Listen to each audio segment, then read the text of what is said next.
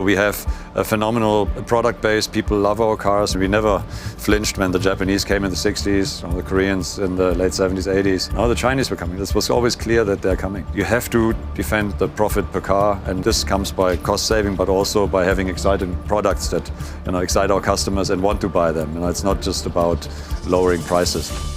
Thomas Schäfer, thank you so much for joining us, head of the Volkswagen brands. We're here at the EAA, this is the mobility show here in Munich. You've presented the ID Polo, which is Volkswagen's newest electric model that it's really showcasing here.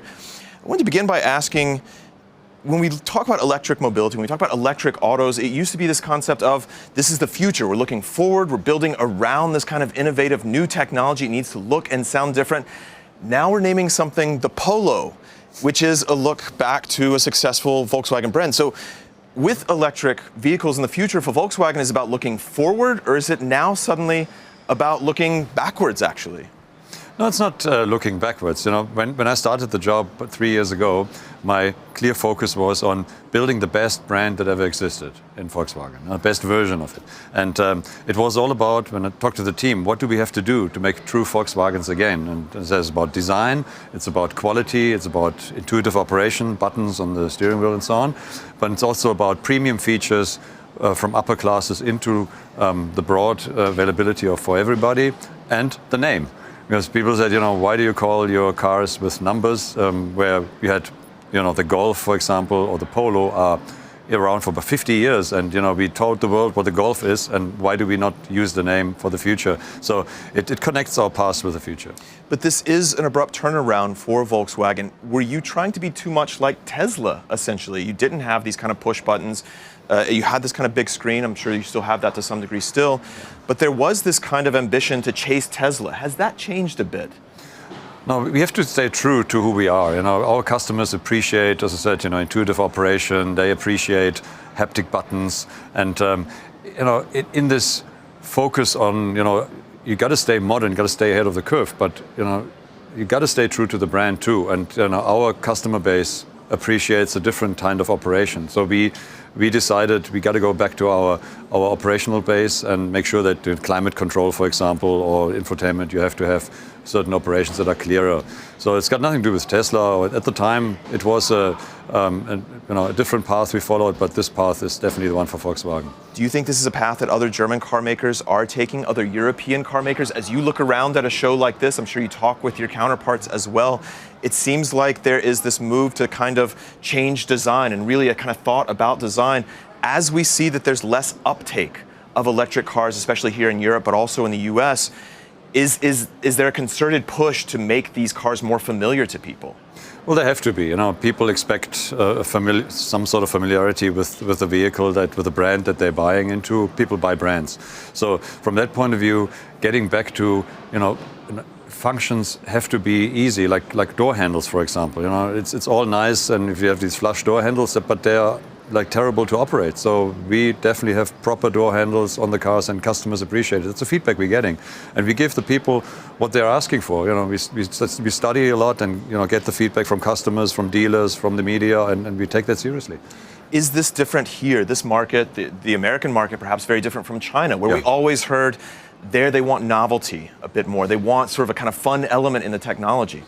Yeah, a balanced version of that is also true for Europe and also for the US. But where China goes a lot into voice control on operations, and that is not really true for Europe and not for the US really. There's more about it. When you look at the JD Power results, things have to be quality, easy to operate, and make it easier for the consumer. Whereas in China, it's maybe more fun, I guess. Yeah, it's more playful. And the customer base is also a lot younger in China. No? The average customer there that we have is in the 20s, early 20s. Whereas in Europe and the US, you're looking at the high 40s and early 50s. So it's a totally different customer base. But interesting stuff, you learn from it. How important is it for Volkswagen as a brand to get Europe going and to get it more accustomed to electric and willing to buy electric right now? look, we are progressing really well on the electric side. 4 out of 5 top-selling cars in Europe are Volkswagens and one Skoda. No? So we have a phenomenal product base. People love our cars. We are by far number one in Europe, but by far number one in Germany. So this is a base we will defend. But to be a true global brand, you need to operate also in China, also in the US, and in South America, and this is what makes us up. We always produce and we localize where we operate, and we have the numbers, so we can localize a Tiguan in North America, in Europe, and also in China, and make it the right Tiguan for that market that people appreciate. Surely that's becoming harder, though, as these markets diverge. We look at the US and we see their attitudes toward electric. We look at China and we look at Europe. Yeah, it's a bit of a stretch, but even within Europe, you have different speeds of adaptation of electric mobility. The end goal is clear. Especially in the volume segments that we are playing in, electric mobility is the far superior choice for the consumer. Drivability, the touch and feel, it's easy to operate.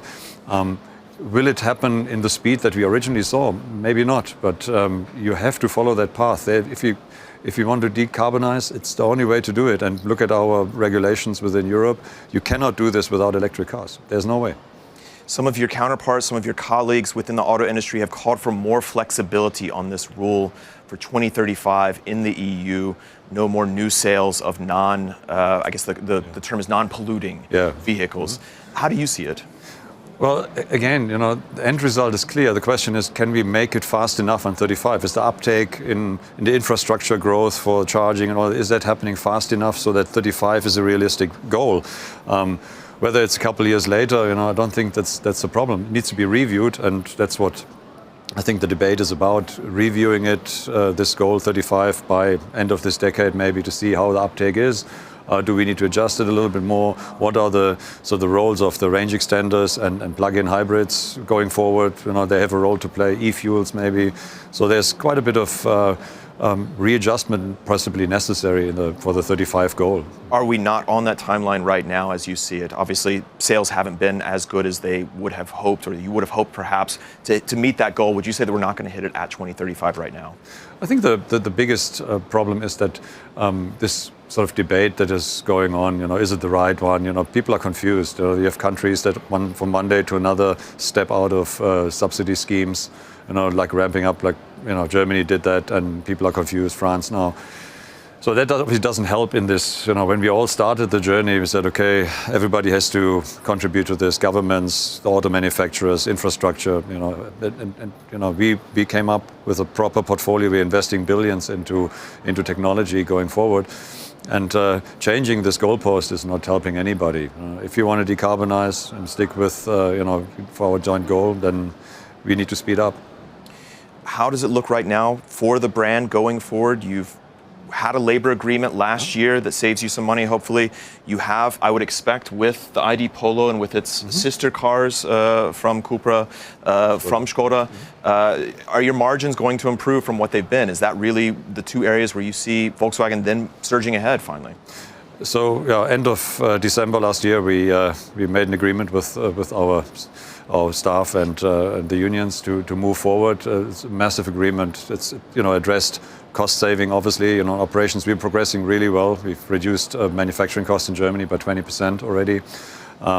We get, reducing headcount is progressing peacefully, in terms of early retirements and voluntary separation packages. That's progressing better than we thought. So cost base is coming right.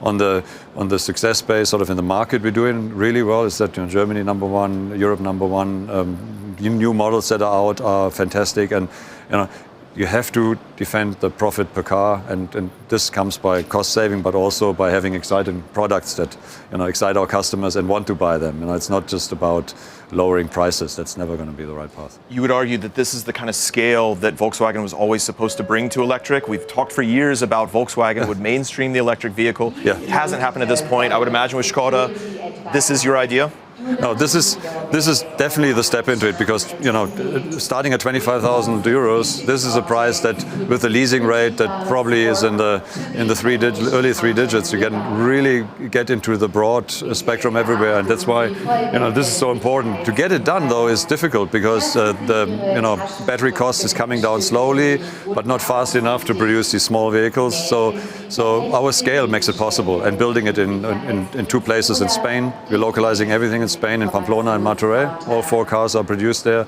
And I think that's the strength of our group, that we can scale over 3 brands and 4 models.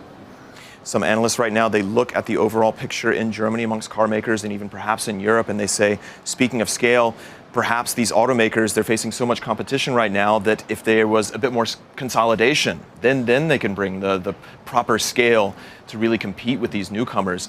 What do you think about that, this idea of consolidation amongst German car makers? Maybe hard to imagine in a show like this, but could that not bring the right scale? Are you in such a competitive environment where that could be imagined?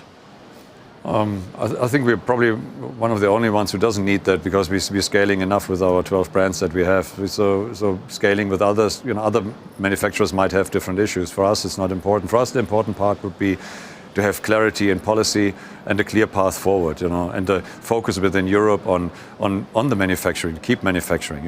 Low electricity costs is a topic in Europe. Less admin, less rules that are like really slowing us down. Whereas in other parts of the world, there's a clear focus on the industry, clear support, and because we're creating the jobs, we're creating also the technology for the country. So I think it's worth keeping it and focusing on it. Are you in position for the next round of competition with Chinese car makers? They're coming fast, they're seeing more sales, or is there more work to be done? No, we are definitely in a good space. We've now got a full lineup refreshed on the combustion engine cars, hybrids, but also now full throttle on electric cars, from small to big. We'll launch another 7 all-electric vehicles by 27, just for the brand Volkswagen. And with that, we have a perfect lineup, also cost competitive. Like I said, we're lowering our cost base in Germany. The European cost base is anyway great. So from that point of view, we're well prepared for any competition. And we never flinched when the Japanese came in the 60s, or the Koreans in the late 70s, 80s. Now the Chinese were coming. This was always clear that they're coming. Should we expect the ID Polo just to be called the Polo in the future? Well, not for as long as we are, offering the combustion engine Polo at the same time. So this is a very successful car. This year, 50 years of Polo, a very, very great anniversary. And if they run side by side, we will definitely keep the name. Okay, Thomas Schäfer, head of brand for Volkswagen. Thank you so much. Big pleasure.